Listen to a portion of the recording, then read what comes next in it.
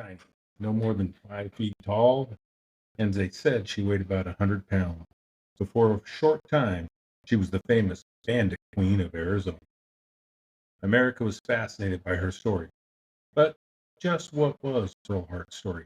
How did she go from a middle class girl in Canada, if that was her real background, to a desperate stagecoach robber in the wild west of Arizona? Welcome to History is Criminal. I am your host, Mick Fiddick, and alongside me is my co host, the lovely, unqualified, and unapologetic Kimberly Biddick. Now, y'all remember, I don't like history. I married into this.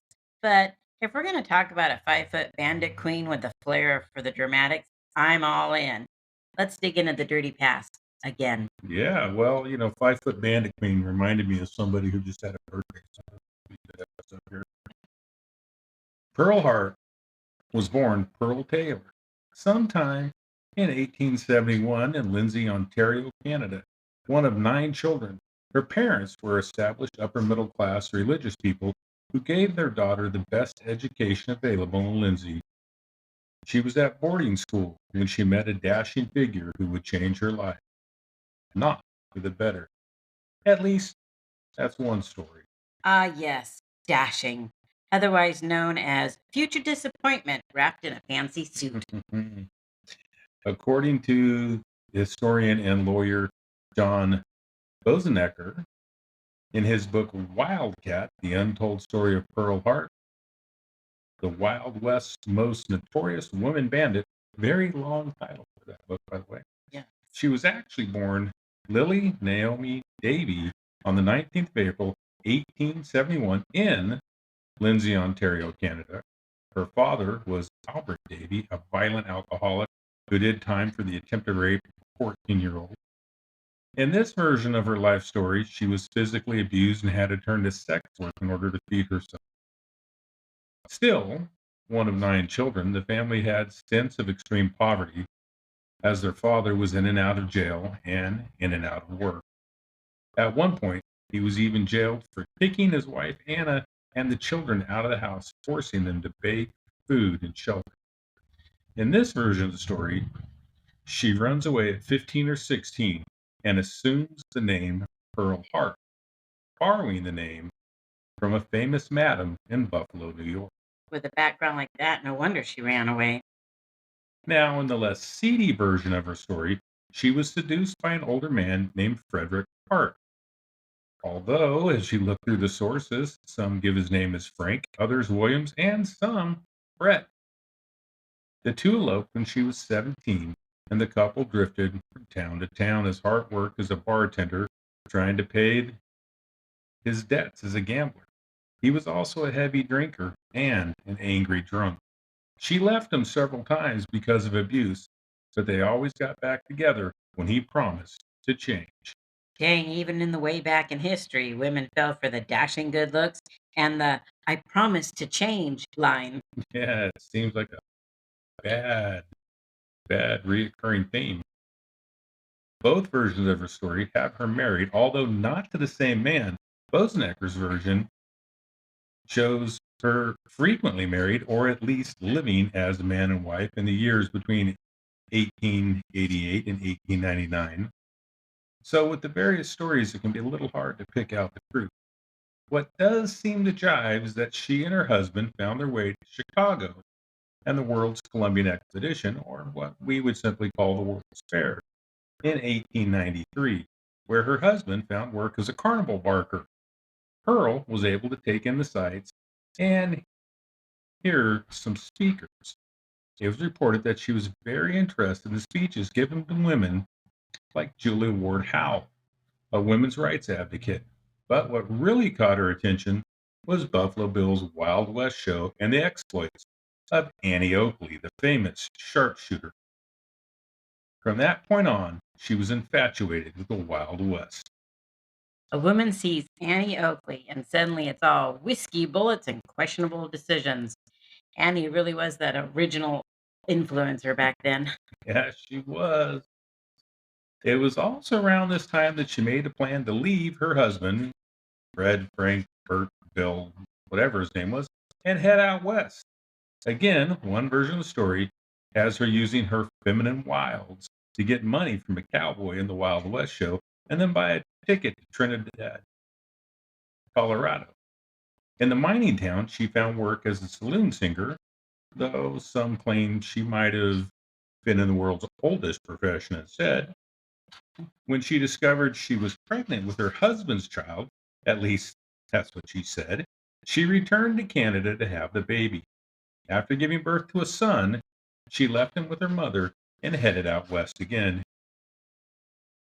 So let's see. She says, "Here's your grandkid, Mom. Now I'm off to the Wild West to chase dreams and chaos." It would seem she wandered about Arizona mining towns, finding work as a cook, taking in laundry. She was also working in some capacity in the saloons. It's very unclear if she worked as a bartender, showgirl, or a less savory occupation. No matter the case, she started to drink, smoke cigars, and use morphine. It was even rumored that she was partaking in the devil's lettuce, a little marijuana. Okay. It was then that her husband, let's just call him Frank, caught up with her in Phoenix. He swore he was a changed man and ready to settle down and do a regular job. Pearl bought it, and the couple was back together.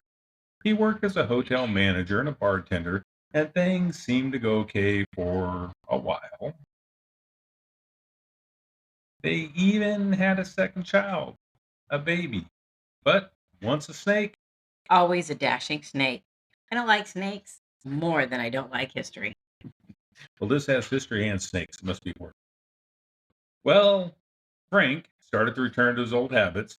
Now, with the additional mouth to feed, he was becoming bored and frustrated with domestic life. So one day in 1898, after knocking Pearl unconscious, Frank packed up and left. She said had run off to join Teddy Roosevelt's Rough Riders in the Spanish American War. But a quick Google search shows that no one with the last name Hart having served in the Rough Riders. Now, without a husband, Pearl was back to Canada once more to drop off the child with her mother. Okay, so I love my grandkids, but this grandma deserves a medal or something. Yeah, or she deserves like thrown a backbone. I have to stop here and discuss all the confusion about the history here. She was married. Was she not married? Was there a Mr. Hart?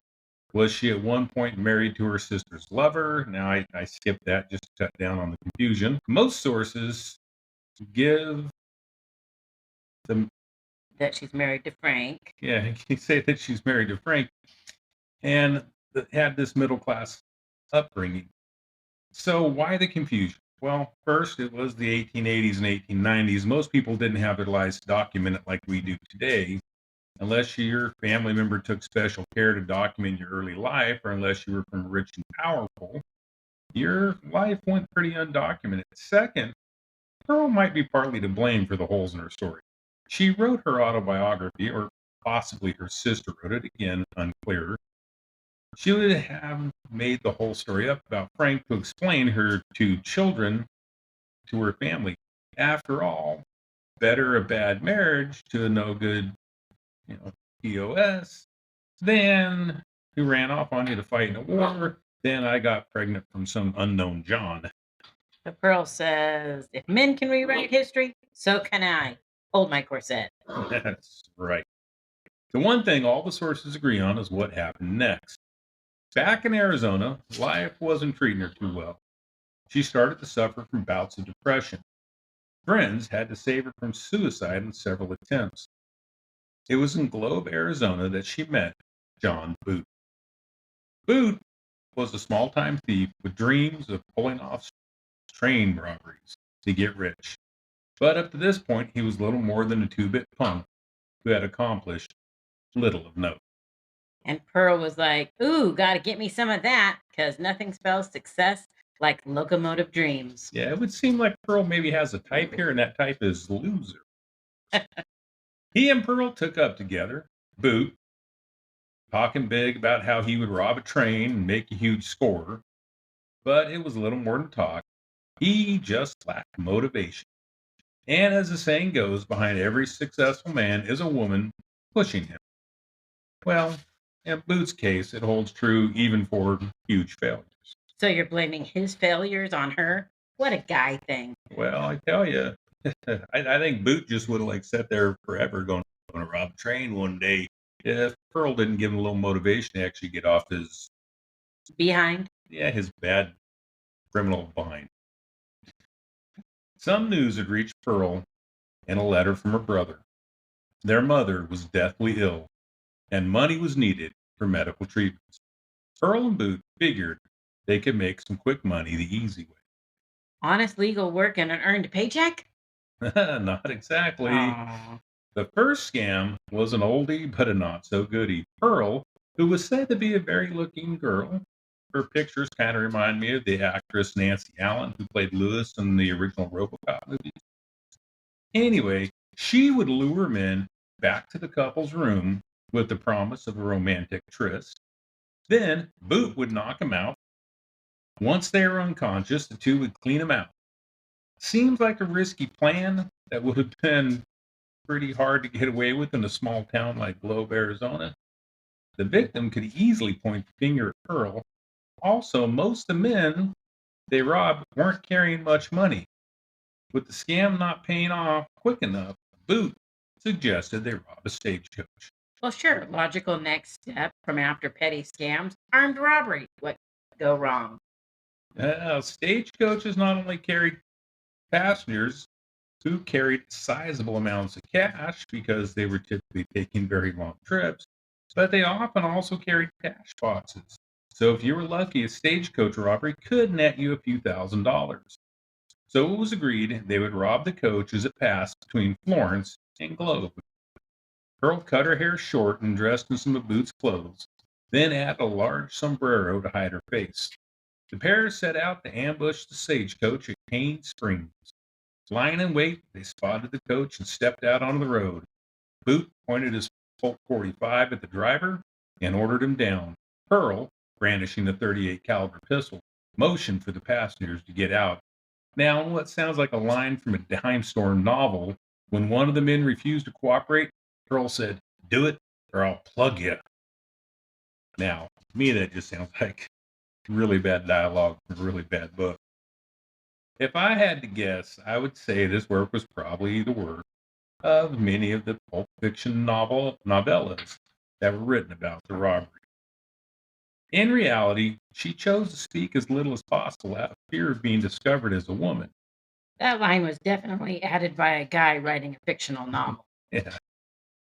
It took some $450 from the pockets of the passengers.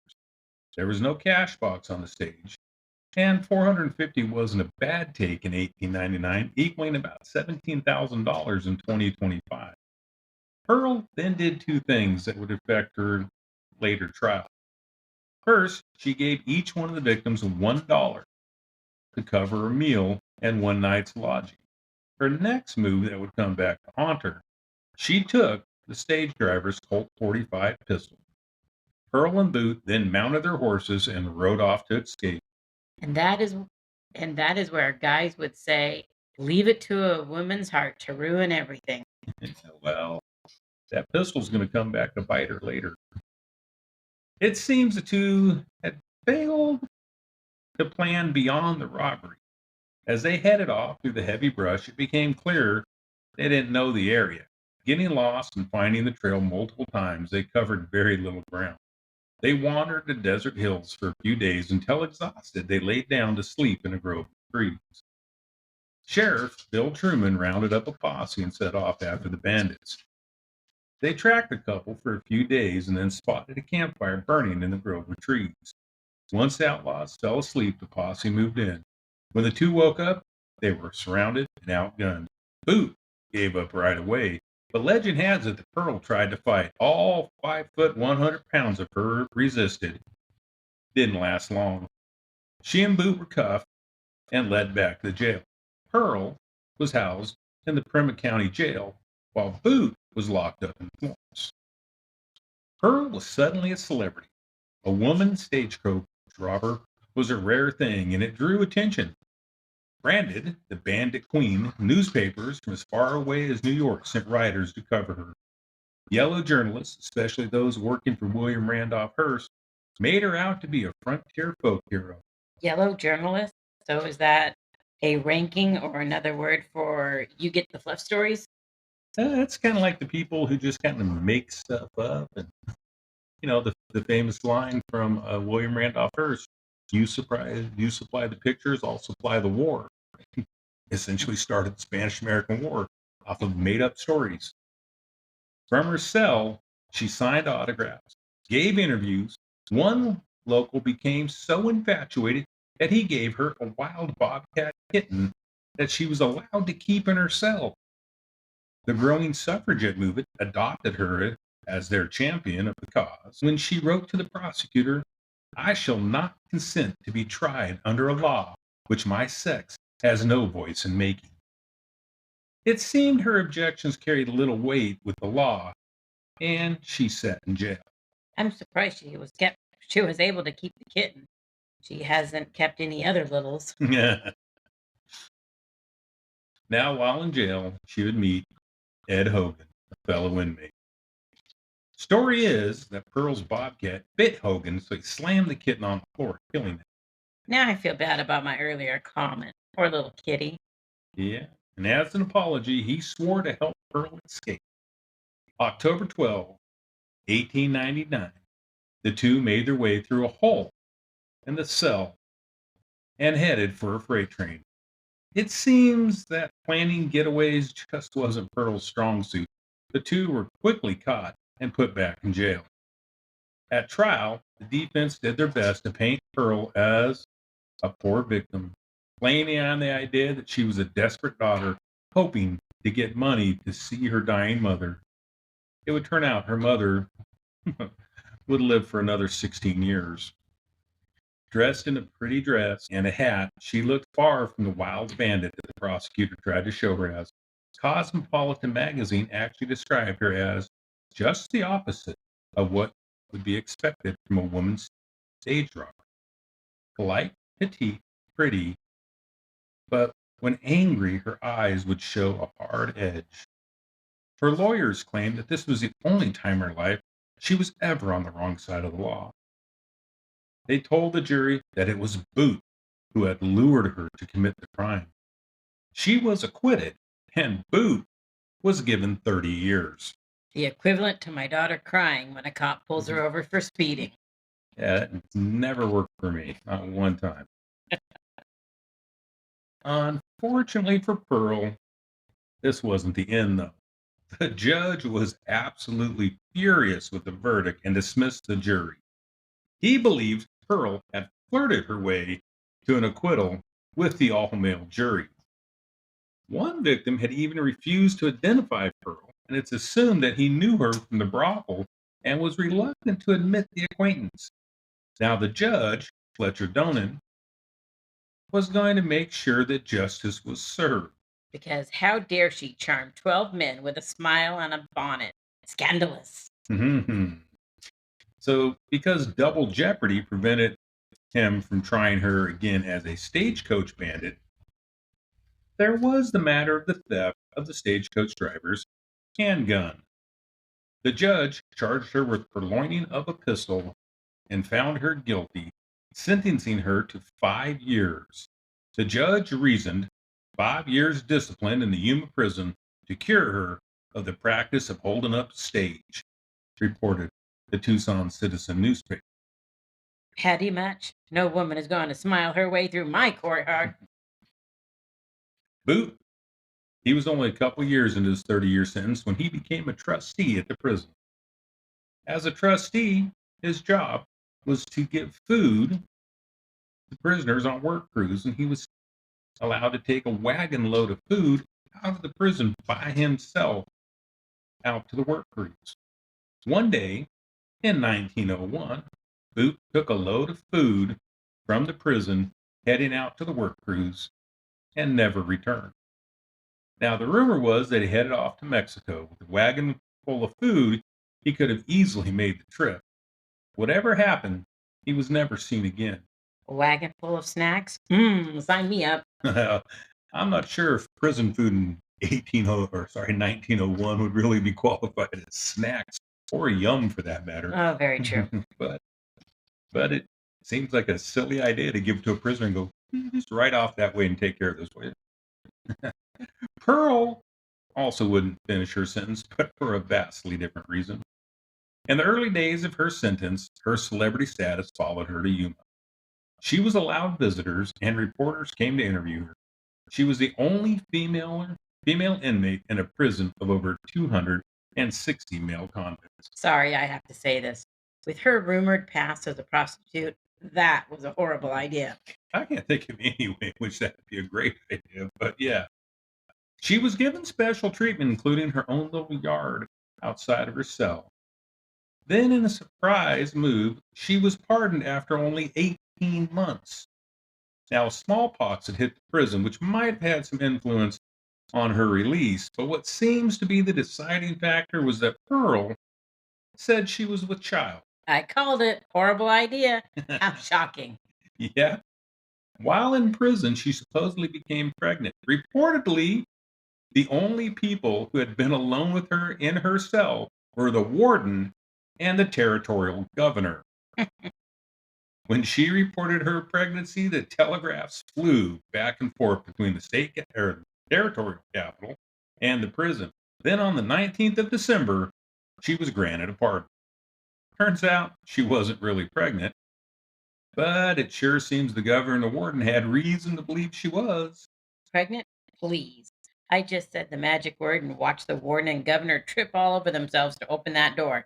Thanks for the early release, boys. Try not to fall for that one again. Well, the other 259 prisoners were male, so they better not fall forward again. In her short time in jail, she became a skilled seamstress and started to write poetry. Her sister had also written a play about her called The Female Bandit of Arizona. After leaving prison, Pearl seems to go on to a quiet life. Now, there's some confusion as to how her story ended. Some say she headed to Kansas City, where she ran a cigar store and passed away in 1925. Others say she married a rancher named Bywater and lived out her life as Pearl Bywater, passing away in 1956. One last version has her dying in 1934 in Los Angeles and is buried under the name Lily Naomi Myers. While Pearl surely embellished her story in interviews, some parts of her story are without a doubt fascinating. Now, Hollywood movies would try to make us believe that there were female gunfighters and cowgirls running all around the West. But the reality is there's not a single record of a female gunfighter anywhere in the Old West, and the word cowgirl was only used in stage show productions. This is not to say that there weren't some women out West who weren't challenging norms, and women did enjoy more freedom in the West, but they were still held as second-class citizens. So Pearl, or Lily, or whatever name you want to call her, she was an anomaly, a fierce, independent, wild woman of the West, and hers is a story well worth telling. A fierce, independent, wild woman? Sounds like some of the women I know. This has been History is Criminal. Thank you to my co-host, Kimberly, and a shout out to TrueWestMagazine.com, Tucson.com, LegendsOfAmerica.com, and John Bosnecker's Wildcat, The Untold Story of Pearl Hart, for the information used in this episode. Join us again next week as we look into the death of another wild woman, Anne Boleyn. And as always, if you like what you heard, tell a friend. And if not, tell an enemy. Never suffer alone.